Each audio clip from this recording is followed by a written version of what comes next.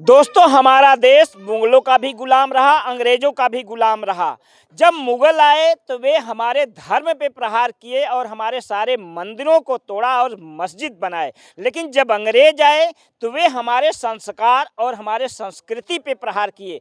वे हमारे सारे गुरुकुलों को नष्ट करके स्कूल बना दिया, क्योंकि पहले हमारे जो विद्यालय हैं इनका नाम गुरुकुल था। लेकिन जब अंग्रेज आए तो अंग्रेजों के गुरु यीशु थे, तो उसी आधार पे हमारे गुरुकुल का नाम बदल करके यीशु कुल रख दिया। आज भी हम अपने विद्यालय को यीशु कुल ही कहते हैं।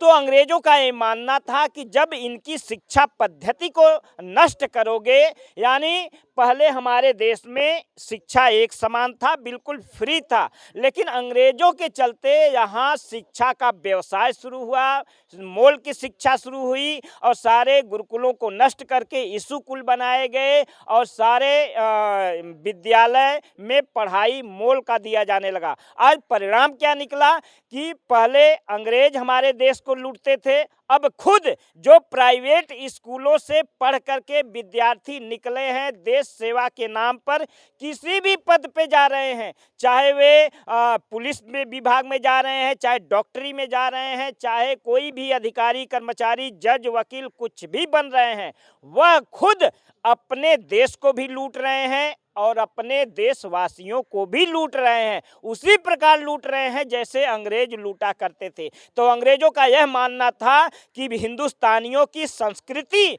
यदि नष्ट करनी है, हिंदुस्तानियों को बर्बाद करना है, तो इनकी शिक्षा पद्धति को बर्बाद किया जाए। और शिक्षा पद्धति को बर्बाद करने के लिए वे सारे हमारे गुरुकुलों को नष्ट किया, गुरुकुलों को बंद किया और अपने गुरु यीशु के नाम पर हमारे सारे गुरुकुलों का नाम बदलकर यीशु कुल रख दिया। आज यीशु कुल में पढ़ने वाला सारा विद्यार्थी खुद अपने देश और अपने देशवासियों को लूट रहा है, उसी प्रकार जैसे अंग्रेज लूटा करते थे।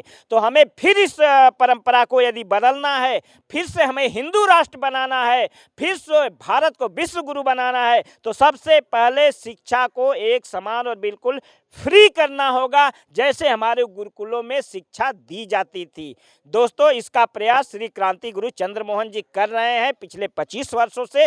हम सभी जितने हिंद मजदूर किसान समिति के सहयोगी हैं उनका साथ दे रहे हैं, क्योंकि देश तब तक विश्व गुरु नहीं बनेगा, देश में तब तक अमन चैन शांति नहीं आएगा जब तक यहाँ शिक्षा एक समान बिल्कुल फ्री नहीं होगा।